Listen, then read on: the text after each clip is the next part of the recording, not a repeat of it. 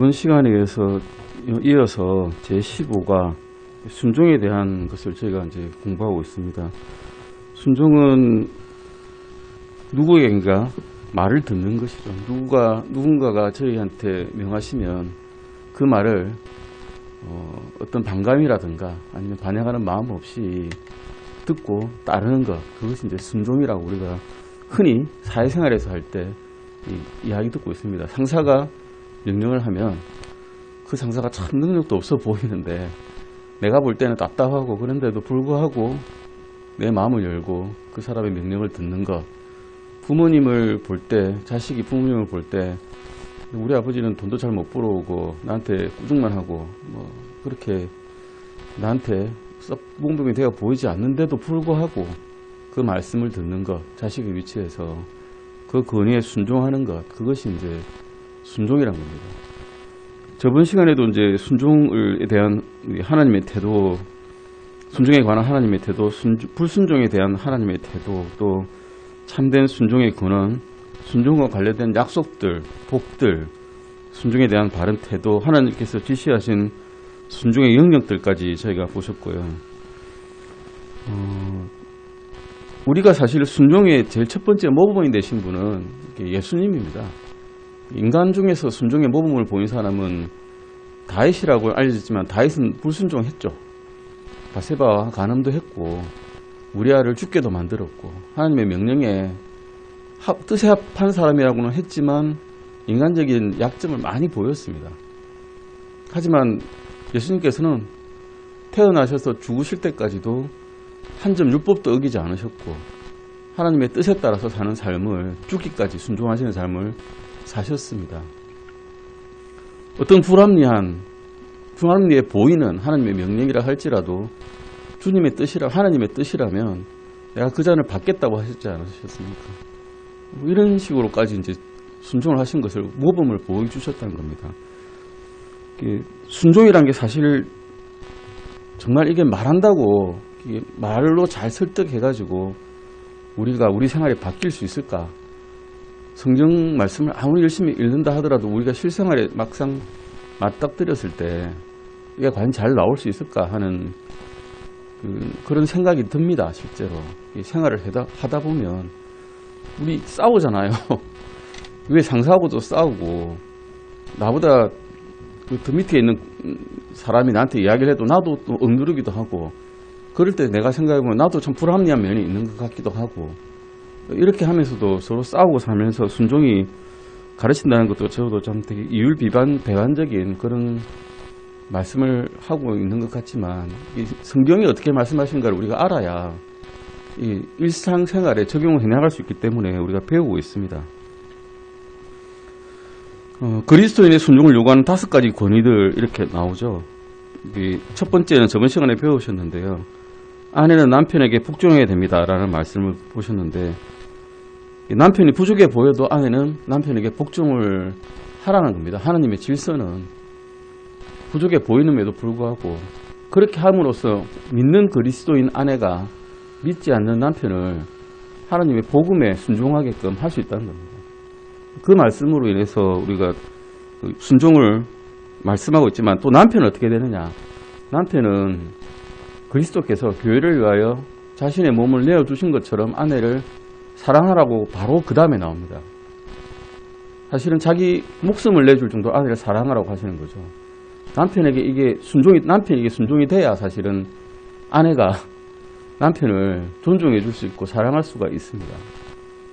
그 뒤바뀐 거죠, 사실은. 처음에 나온 게 이제 아내에게 먼저 말씀하셨는데 사실 남편이 먼저 사랑을 해야 예수님께서 우리를 사랑해 주셔서 우리가 예수님을 사랑하게 됐듯이 그렇게 되는 게 맞는 순서 같은데도 불구하고 성경에서는 아내에게 먼저 사랑하라고 말씀하고 계시죠. 권위에 따른 그러니까 질서를 바로잡기 위해서 말씀하시는 것입니다.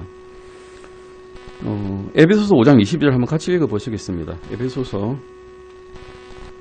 5장 22절입니다. 에베소서 5장 22절입니다.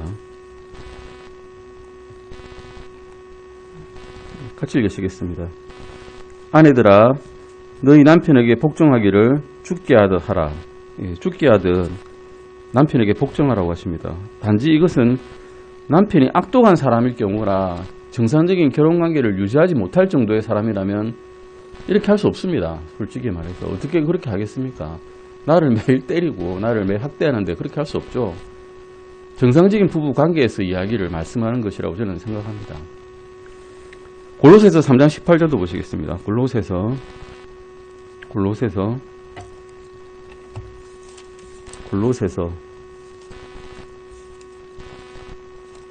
3장 18절 말씀입니다. 골로새서 3장 18절입니다. 같이 읽으시겠습니다. 아내들아 너희 남편에게 복종하라. 그것이 주 안에서 합당하니라. 합당하다고 말씀하시고 계십니다. 베드로전서 3장 1절에서 6절도 보시겠습니다. 베드로전서 3장 1절에서 6절입니다. 아내들에 대한 말씀이죠. 같이 읽으시겠습니다. 아내들아 이와 같이 너희도 너희 남편에게 복종하라. 이것은 누가 말씀에 순종하지 아니하여도 그들 또한 말없이 아내의 행실을 통해 얻으려 함이니 두려움이 동반된 너희의 정숙한 행실을 그들이 눈여겨보느니라. 너희는 머리를 닦고 검으로 치장하거나 옷을 차려입는 그런 외적 당장으로 단장하지 말고 오히려 마음에 감추어진 사람으로 단장하라. 그것은 하나님의 눈앞에서 지극히 값진 것이요 썩지 아니하는 것이니 즉 온유하고 조용한 영의 상식이니라. 옛적에 하나님을 신뢰한 거룩한 이자들도 이런 방식으로 자기 남편에게 복종하여 자기를 단장하였는데 사라가 아브라함을 주라 부르며 그에게 순종한 것 같이 너희가 잘 행하고 어떤 놀랄만한 일에도 두려워하지 아니하면 그녀의 딸들이 되느니라. 오늘 시대에는 참으로 이 말씀에 참 받아들이기 힘든 면이 있지만 하나님의 질서는 이것입니다. 위에 하나님 아버지가 계시고 아들 하나님이신 주 예수님께서 계시고 그 밑에 남편이 가정의 머리로서 또 질서를 확립하고 아내가 그 밑에 돕는 조력자로서 있는 것, 이것이 하나님께서 보시기에는 합당한 그런 권위이고 순서고 질서라고 생각하시는 것입니다. 그래서 말씀해 주신 거죠. 가정에서 자녀들은 또 어떻게 합니까? 에베소서 6장 1절 보시겠습니다. 에베소서 6장 1절입니다. 에베소서 6장 1절 말씀입니다. 에베소서 6장 1절입니다. 성경이 제 것도 새 거라서 빡빡해서 잘 안 넘어갑니다. 찾기가 되게 어렵죠. 6장 1절을 같이 읽으시겠습니다. 자녀들아 주 안에서 너희 부모에게 순종하라. 이것이 옳으니라. 이게 옳답니다. 부모에게 순종하는 것이 옳답니다. 물론 부모님께서 너 교회 나가지 마, 하나님 믿지 마, 이런 것을 따르라는 말씀은 아니죠. 하지만 그런 말씀이 아니라면, 불의한 일을 시키시는 부모님이 아니시라면 부모님 안에서 밑에서 순종하는 것이 자녀들에게는 옳은 일이라고 가르치고 계신 겁니다. 이게 하나님께서 생각하시는, 명령하시는 거죠. 명령하시는 그런 질서입니다. 골로새서 3장 20절 말씀도 잠깐 보시겠습니다. 똑같은 말씀인데요. 골로새서 3장 20절입니다. 골로새서 3장 20절입니다. 같이 읽으시겠습니다. 자녀들아 모든 일에 너희 부모에게 순종하라. 이것이 주를 매우 기쁘게 하느니라. 위에 제목에 보시면 그리스도인 가정이라고 나오죠. 이게 그리스도인 가정에서 일어나는 일을 말씀하는 겁니다. 믿지 않는 사람들의 가정이 아닙니다. 그리스도인 가정 안에서 주 안에서 부모에게 공경하고 부모님의 말씀에 따르는 것이 주님을 매우 기쁘게 한다는 것입니다. 결국 이번 답을 보시면 가정에서 자녀들은 그들의 누구에게 순종을 해야 합니까? 부모에게 순종을 해야 됩니다만은 이게 악한 말로 될 수가 있습니다. 이게 자녀가 이제 부모에게 반항할 때 성경 탁 들이밀면서 하나님께서 이렇게 시키지 않으셨니? 그러면 또 자녀는 또 성경 구절을 내밀죠. 왜 우리를 근심하게 하십니까? 이런 식으로 싸우면 끝이 없습니다. 성경 가지고 싸움이 일어나면 안 됩니다. 우리가 마음속에서 깊이 순종하는 마음이 들어가지고 이것을 따라야지. 이걸 가지고 싸울 때마다 들이밀면 뭐 부모와 자식 간에 또 남편과 아내 간에 들이밀면서 이러면 말씀을 받아들이는 게 아니라 들이받는 일이 생기는 겁니다. 이렇게 하지는 않으실 것이라고 믿습니다. 그 다음에는 직장입니다. 이 직장은 요즘에는 주인과 종은 사실 없는데 상사와 부하는 있죠. 위에 시키는 사람과 밑에서 따라해야 되는 사람이 있습니다. 그 관계를 현대사에서는 이야기하고 있습니다. 에베소서 6장 5절에서 7절 보시겠습니다. 에베소서 6장 5절에서 7절입니다. 에베소서 6장 5절에서 7절입니다. 에베소서 6장 5절에서 7절 말씀입니다. 에베소 6장 5절에서 7절 같이 읽으시겠습니다. 종들아 육체에 따라 너희 주인인 자들에게 두려움과 떨림을 가지고 단일한 마음으로 순종하기를 그리스도께 하듯 하라. 사람들을 기쁘게 하는 자들같이 눈으로 볼 때만 섬기지 말고 그리스도의 종들로서 마음으로부터 하나님의 뜻을 행하여 선한 뜻으로 섬기기를 주께 하듯 하고 사람들에게 하듯 하지 말라. 이러면 상사가 생각할 때 이 사람은 다른 사람과 다르다고 느낄 겁니다. 왜 다를까라고 궁금해할 수도 있습니다. 그렇게 해가지고 이 사람이 믿는 자가 누군지 믿는 것이 무엇인지를 궁금해하고 그것을 물어보게 된다면 그것으로 하나님께는 또한 한 사람을 얻게 되는 영혼을 얻게 되는 구령하게 되는 일이 생길 수도 있다는 것입니다. 그것을 바라고 하나님께서는 이렇게 말씀하셨을 것입니다. 사회에 있습니다. 그 다음에 사회. 이게 제일 힘든데요. 로마서 13장 1절에서 7절입니다. 로마서 13장 1절에서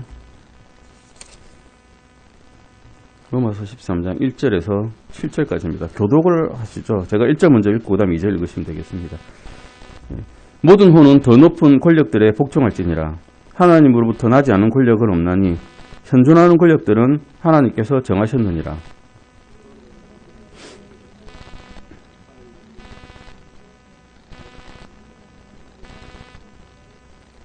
치리자들은 선한 일이 아니라 악한 일에 대하여 두려움이 되나니 그러므로 내가 권력을 두려워하지 아니하려느냐. 선한 것을 행하라. 그러면 바로 그에게서 내가 칭찬을 받으리니.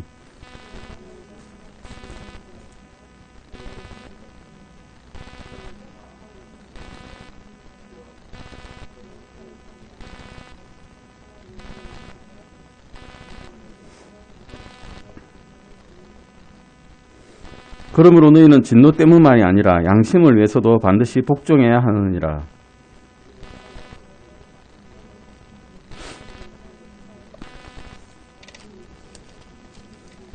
같이 읽으시겠습니다. 그러므로 모든 사람에게 그들이 마땅히 받아야 할 것을 주되 공세받을 자에게 공세를, 관세받을 자에게 관세를 바치고 두려워할 자를 두려워하며 존경할 자를 존경하라.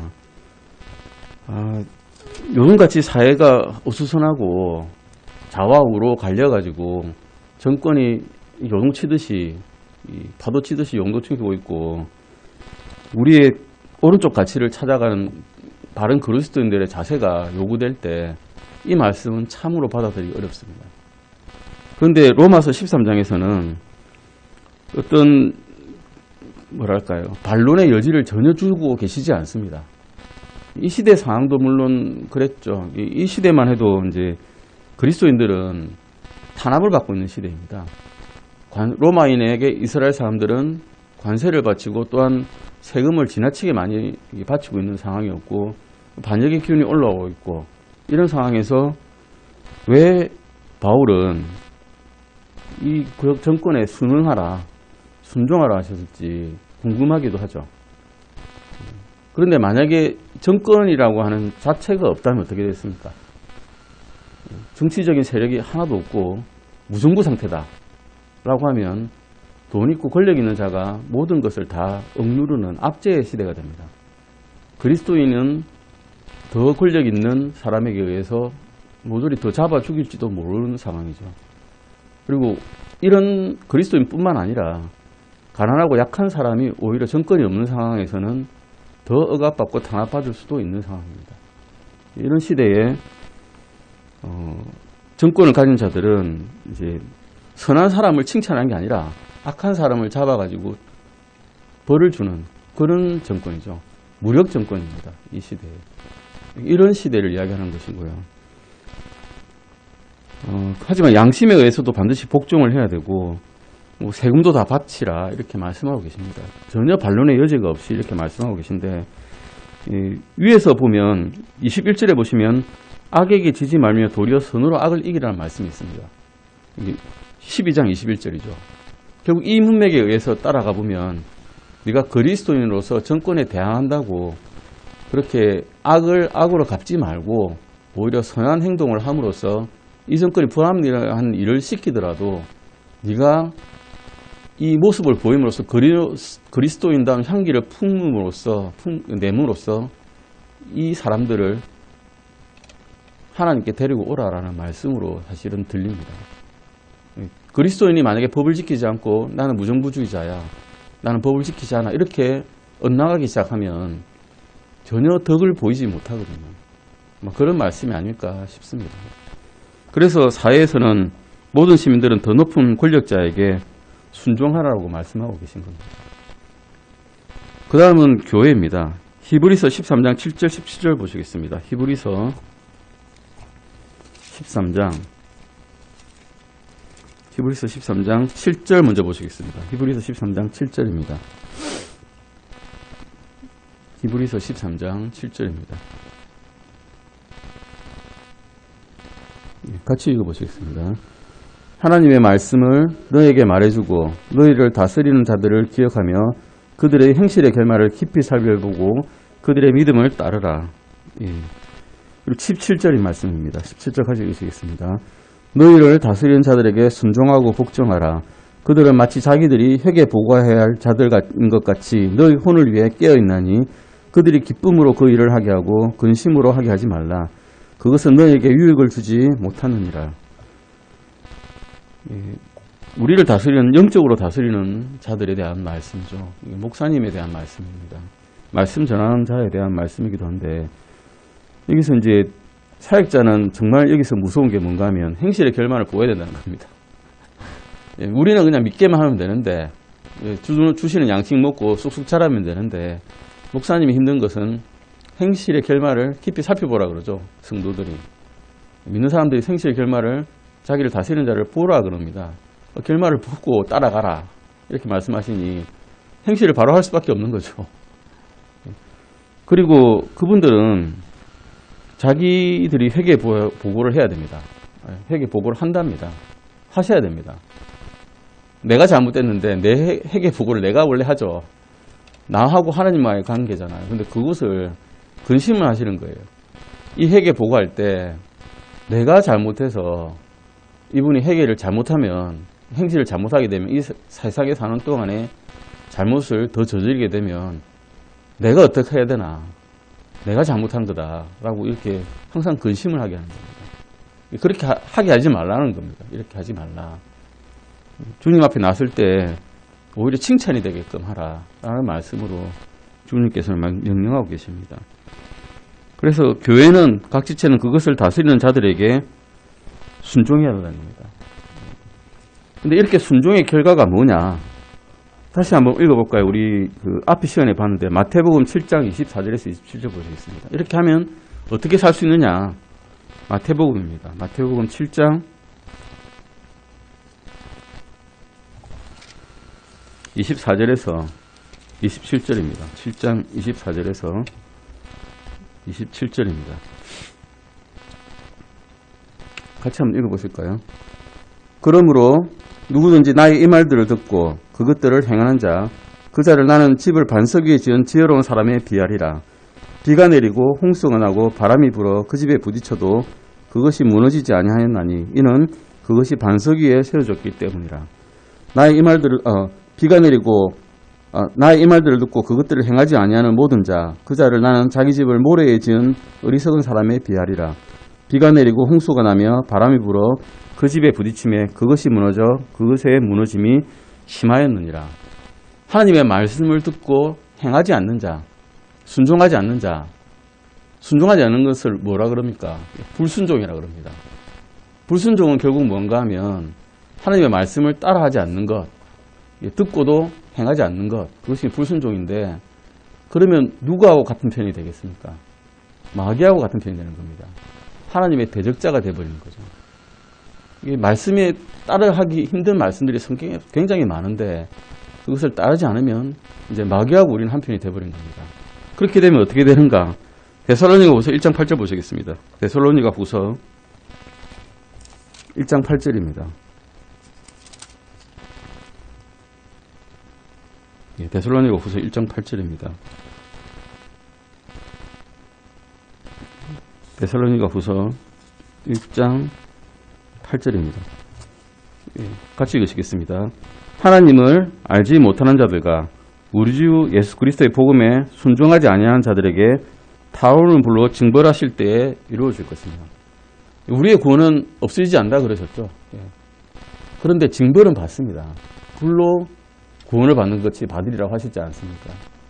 말씀에 순종하지 않냐면 믿지 않는 자들은 영원한 형벌의 지옥에 가겠지만 믿는 자들도 불로 구원을 받는 것 같이 부끄러운 구원을 받게 될 것입니다. 손실에 상속 유업에 손실이 있다는 거죠, 우리에게. 이런 말씀을 우리가 잘 들으면 성경 말씀대로 이제 따라서 살 수밖에 없는 그리스도인이 될 것입니다. 근데 이게 억제한다고 됩니까? 나의 능력으로 되겠습니까?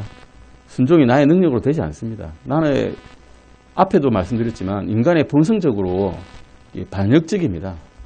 반역을 깨하는 성격을 가지고 있습니다. 우리 옛사람은 그냥 들이받고 싶은 겁니다. 하나님 말씀하시면 그것을 그대로 듣지 못합니다. 꼬아서 듣고 비꼬아서 듣고 거꾸러져 듣고 삐딱하게 보는 시선밖에 있을 수밖에 없는데 우리 안에 성령님께서 오시면 그 말씀을 이해하게 하시고 이해한 그 범위에서 더 조명을 주셔가지고 더 이해하게 하시고 그것이 이제 행실로 나타나게끔 해주신다는 것입니다. 복음은 무엇이냐? 이게 여기서 복음이라는 말씀이 나오죠. 우리 주 예수 그리스도의 복음이 뭐냐라고 만약에 믿지 않는 사람이 물으시면 한 5가지 요소로 대답을 해야죠. 그냥 우리 주 예수 그리스도 이래버리면 그 사람 알아듣기 힘들 겁니다. 믿지 못하는 사람은. 그래서 복음은 주님께서 육신으로 먼저 오셨던 초림을 이야기하고 그 다음에 십자가의 고난을 받으셔서 우리의 죄를 사해 주셨다는 것을 말씀을 해주시고 예수님께서 죽으신 뒤에 또 부활했다는 것. 부활해야죠. 부활하지 않으셨으면 우리의 믿음은 헛것이거든요. 그리고 죽으신 지 이제 부활하시고 40일 동안 제자들과 같이 다니지 않으셨습니까? 그러면서 죽음에서 다시 돌아오신 것을 증거하셨습니다. 그리고 이제 승천해서 올라가셨죠. 승천하고 올라가시고 난 다음에 지금도 하나님 우편에 앉아 계시고 그분께서 반드시 다시 오실 것이라는 것까지 알려주시는 것이 우리 주 예수 그리스도의 복음이라는 것입니다. 고린도전서 15장이 잘 나오고 있지만 이것에 대해서는 알아야 간단하게라도 설명을 해주셔야 믿지 않는 분들이 이 복음을 들을 기회가 있습니다. 다음 페이지입니다. 100페이지죠. 100페이지. 100페이지 한번 쭉 읽어보겠습니다. 하나님께서는 여러분이 그분께 순종하듯이 위에 각 영역에서 권위를 가진 자들에게 순종하기를 원하십니다. 그러나 오늘날 우리는 이들 영역에서 가장 많은 반역들이 일어나게 됨을 발견하게 됩니다.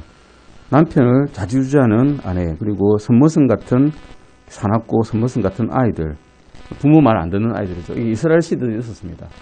그런 아이들은 그런 시간에 보셨겠지만 부모가 도저히 자식이 부모 말을 전혀 안 들으면 그 자리에 있는 회당의 우두머리에게 가져가가지고 이 문제를 이야기하면 그들을 돌로 쳐서 죽였답니다. 그 정도로 이스라엘은 반역에 대해서는 부모가 특히 자녀가 부모에게 반역한 것에 대해서는 엄격했습니다. 다음 강경한 단체들 있죠. 그 다음에 무정부주의자들. 무정부 상태를 주장하는 사람들은 그리스도인은 아닙니다. 실제로. 정부는 있어야 되고 그것을 하나님께서 우리에게 주신 그런 체계이기 때문에 정부는 있어야 합니다. 그리고 계속해서 목사님에게 완강하게 거부하는 교회 지체들 이런 것을 이야기합니다. 이사야서 3장 12절 잠깐 보실까요? 이사야서 3장 12절입니다. 이사야서 3장 12절입니다. 이사야서 3장 12절입니다.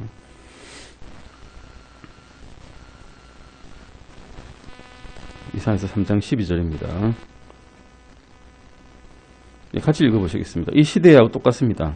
같이 읽으시겠습니다.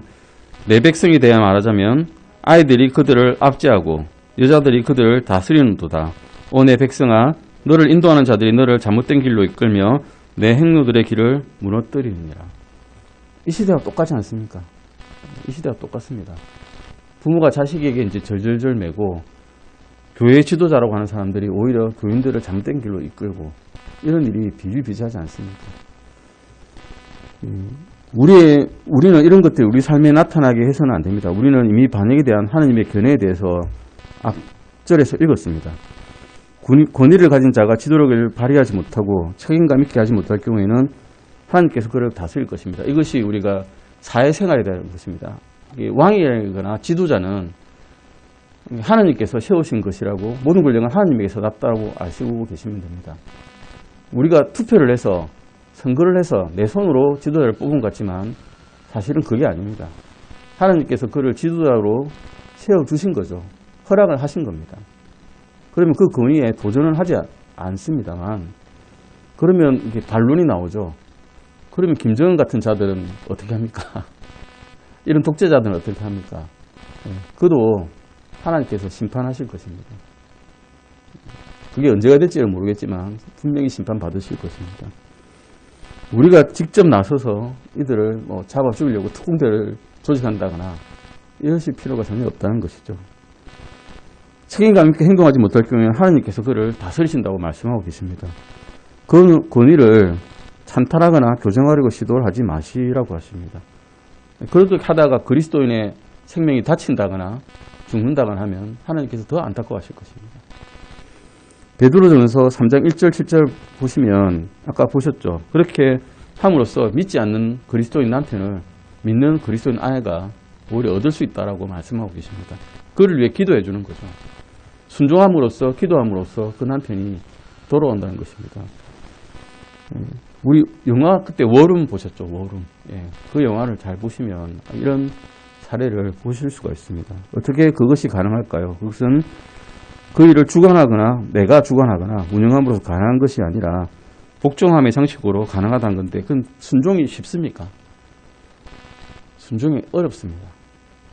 그런데 그 어려운 걸 하신 예수님께서 십자가에 매달리셨죠. 십자가에 매달리셨을 때 우리는 어떻게 합니까? 우리는 밑에서 십자가에 매달리신 우리 주님을 봅니다. 그럼 나는 복종을 하려고 했지만 복종이 잘 안 됩니다 하고 십자가에 매달리신 주님을 바라보면 나보다 더, 아니 어떤 사람보다, 아니 어떤 누구보다 더한 순종으로 계신 그분을 볼 수가 있습니다. 죽기까지 순종하신 분을 볼 수가 있습니다. 그러면 내 순종은 정말 아무것도 아니구나 라고 깨달을 수가 있죠. 그리고 주님께서는 내가 순종을 이렇게 했다. 너희도 나와 같이 가자라고 말씀하시죠. 동행하는 삶을 같이 가자라고 말씀하고 계십니다. 이 도표를 보시면 이렇게 하나님이 계시고 나를 다스리도록 세우신 권위, 남편과 부모님과 목사님과 고용주와 정부와 선생님 있는데 내가 붕괴하는 방향으로 간다. 나는 이런 권위가 거부하겠다. 나는 나에게 뭔가 요구하는 것을 싫어한다. 나를 제한하는 것을 반대한다. 나에게 금하는 것을 싫어한다 해서 불순종해버리면 하나님의 권위에 도전하는 것이 되어버리고요. 나는 이 같은 권위를 나를 사랑하는 것으로 본다. 돌보는 것으로 본다. 보호하는 것으로 본다. 매우 현명한 일이라고 본다라고 하면 순종을 통해서 하나님께서 세우신 질서에 순종하는 것이 된다는 것입니다. 창세기 22장을 한번 읽어보시고 고린도후서 10장 6절을 이제 암송할 차례입니다. 고린도후서 10장 6절 잠깐 보시겠습니다. 고린도후서 10장 6절 보시겠습니다.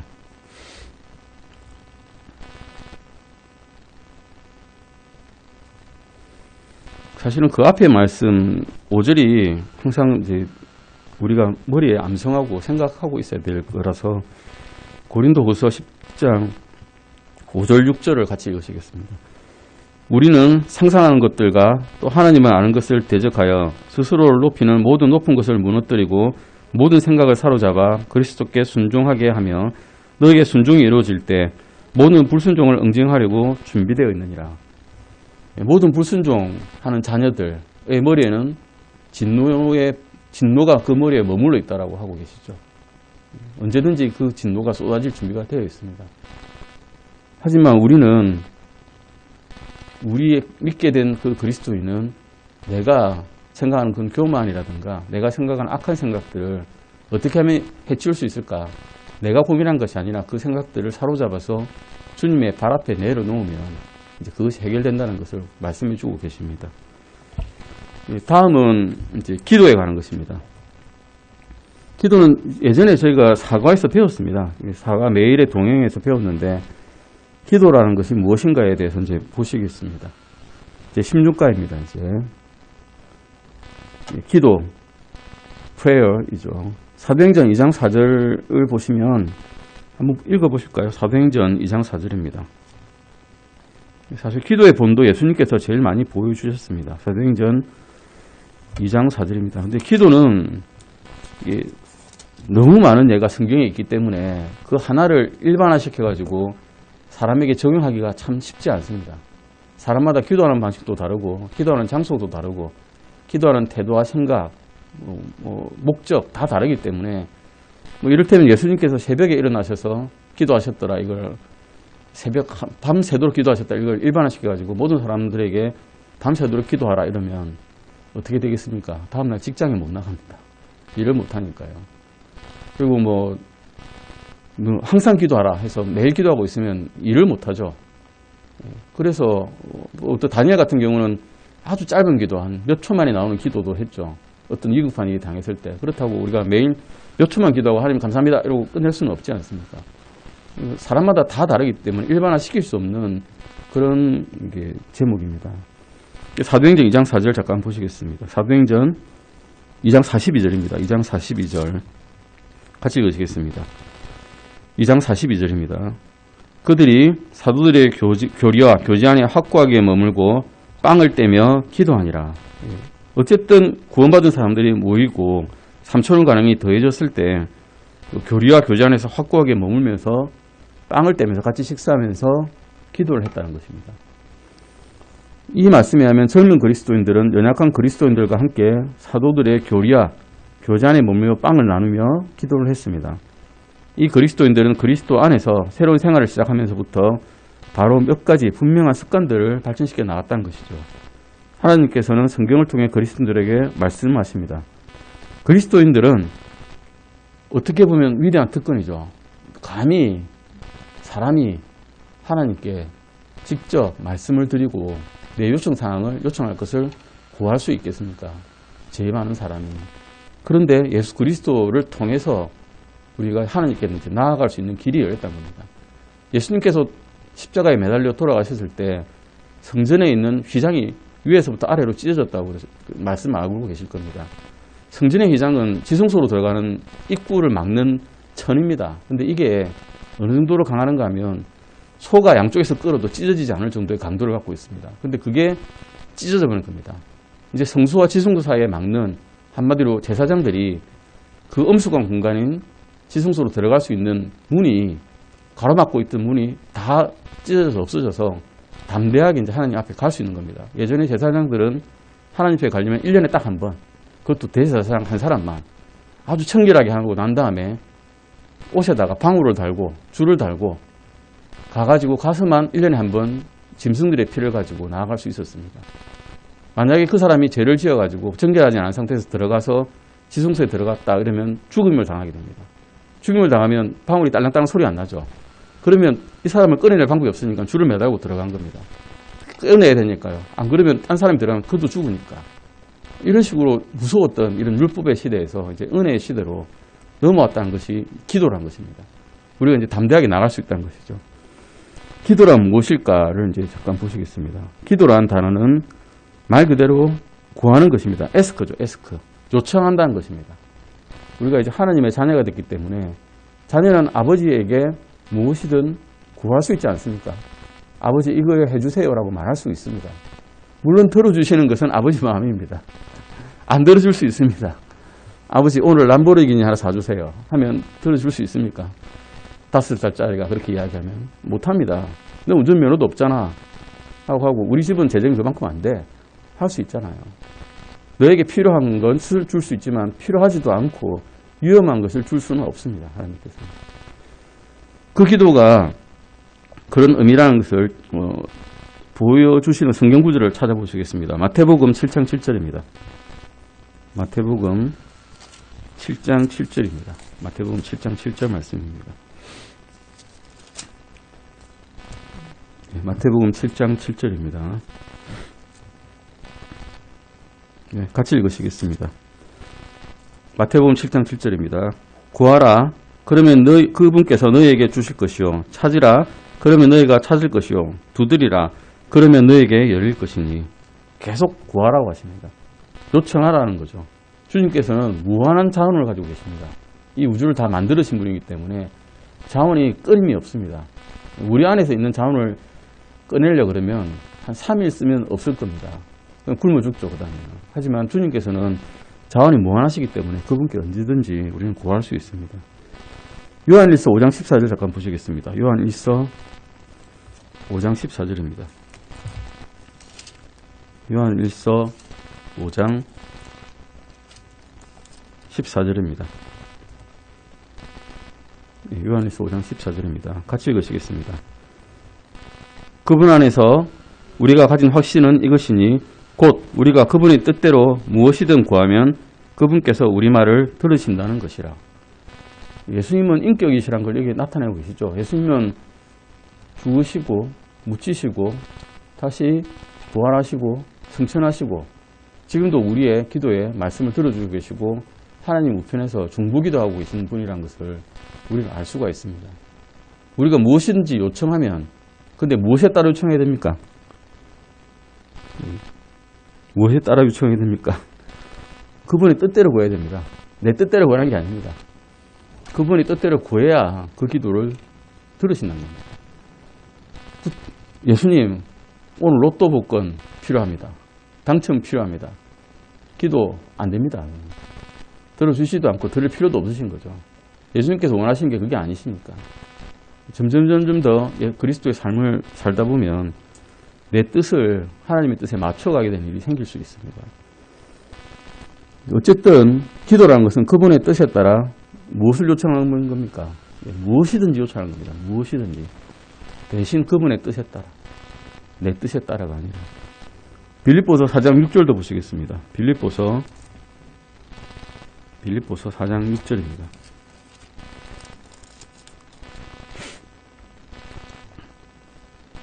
빌립보서 4장 6절 같이 읽으시겠습니다. 아무것도 염려하지 말고 오직 모든 일에 기도와 간구로 너희가 요청할 것들을 감사와 더불어 하나님께 알려라. 감사와 더불어 알려야 됩니다. 어디 알라딘의 램프처럼 마술만 요술 램프처럼 문지르면 나오는 게 아니라 감사와 더불어서 우리가 필요한 것을 요청하는 겁니다. 주님 목록 딱 적어놓고 이거 주세요. 끝. 이게 아닙니다. 먼저 감사드리고 주님께서 우리에게 해주신 일들에 대해서 먼저 감사드리고 그 다음에 우리가 필요한 것들을 아뢰는 겁니다. 그러면 필요에 따라서 주님께서 주시기도 하고 안 주시기도 하고 기다리라고 하기도 하시고 그렇습니다. 그래서 어쨌든 빌립보서 4장 6절에 하면 기도는 모든 일을 다 요청하는 겁니다. 모든 일에서 기도와 간구로 요청할 것을 감사와 더불어 아뢰라고 하셨잖아요. 그래서 모든 일에서 우리는 기도할 수 있고 모든 일에서 요청할 수 있습니다. 그럼 왜 기도해야 되는가? 왜? 기도는 명령이라고 하시는데 명령의 동시에 또한 특권이라고 우리에게 말씀하고 있는데 왜 기도해야 되느냐? 큰 대제목을 보시면 우리는 기도할 것을 명령받았고 또 특권까지 가지고 있다라고 말씀하고 계시기 때문입니다. 누가복음 18장 1절 보시겠습니다. 누가복음 18장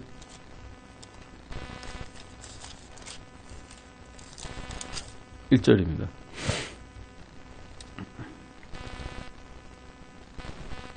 누가복음 18장 1절입니다. 같이 읽으시겠습니다. 사람들이 항상 기도하고 낙심하지 말아야 할 것을 보여주시기 위해 그분께서 그들에게 비유를 말씀하여. 근데 이 말씀을 가지고 그러면 중언부언하면서 끊임없이 중얼중얼 해야 되느냐 하는 분도 계시죠. 근데 그렇지는 않다는 걸 알고 계실 겁니다. 어쨌든 사람들은 항상 기도해야 되고, 골로새서 4장 2절에서도 보시면 항상 기도하고 기도 중에 감사를 드리며 깨어있으라는 말씀이 있거든요. 그럼 그것도 기도를 항상 하라는 것이죠. 기도하는 태도를 가지고 있으라는 겁니다. 그러니까 항상 기도한다는 게 항상 기도가 되지 않으니까 기도하는 태도를 가지고 주님께 늘 여쭙는 태도를 가지고 살라고 말씀하고 계신 거죠. 데살로니가 5장 17절 보시겠습니다. 데살로니가 전서 5장 17절입니다. 방금 보셨듯이 데살로니가 5장 17, 전서 5장 17절입니다. 같이 읽으시겠습니다. 쉬지 말고 기도하라. Pray without ceasing. 멈추지 말고 기도하라고 말씀하고 계십니다. 마태복음 7장 7절 방금 보셨듯이 구하라 그러면 너에게 주실 것이요 찾으라 그러면 너희가 찾을 것이요 두드리라 그러면 너에게 열릴 것이냐 말씀에서 일단 구하라 그러십니다. 아버지께 구하지도 않고 받을 것을 예상하시면 안 되죠. 사실은 일단 요청을 해야 되지 않겠습니까? 그러면 주실 수도 있고 안 주실 수도 있고 기다리라고 하실 수도 있는데 기다리면 줄 것이다 하실 수도 있는데 일단 구해야 됩니다. 그 다음에 우리는 기도할 특권을 가지고 있습니다. 요한복음 16장 24절 보시겠습니다. 요한복음 16장 24절입니다. 이제 믿게 된 다음에는 우리는 기도할 특권이 있다는 것입니다. 요한복음 16장 24절입니다. 같이 읽으시겠습니다. 지금까지는 너희가 내 이름으로 아무것도 구하지 아니하였으나 구하라 그러면 너희가 받으리니 이로써 너희 기쁨이 충만하리라. 기도를 하고 응답 받을 때도 있고 응답 받지 않을 때도 있지만 기도를 함으로써 우리의 기쁨이 충만해진다는 겁니다. 마음의 안식과 평안을 가져올 수 있다는 거죠. 히브리서 4장 16절도 보시겠습니다. 히브리서 4장 16절입니다.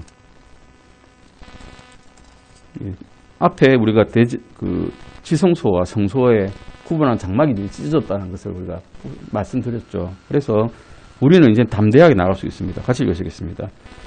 그러므로 우리가 긍휼을 얻고 필요한 때에 도우시는 은혜를 얻기에 은혜의 왕자로 담대히 갈 것이니라. 담대하다는 게 뭐 볼드니스죠. 뻔뻔하게 나간다 겁니다. 뻔뻔하게 사실은. 우리는 은혜를 받을 자격이 없는 죄인입니다. 사실은. 단지 예수님의 피로 그 죄를 가렸을 뿐인데 자격이 없음에도 불구하고 좀 뻔뻔하지만 예수님의 피로서 우리가 구원받게 되었으니 이제 나가겠습니다. 죽을 염려 없이 담대하게 나가는 것입니다. 오늘은 여기까지 하시고 다음 시간에 어떻게 기도해야 되는지에 대해서 공부해 보시겠습니다. 기도하시고 마치시겠습니다.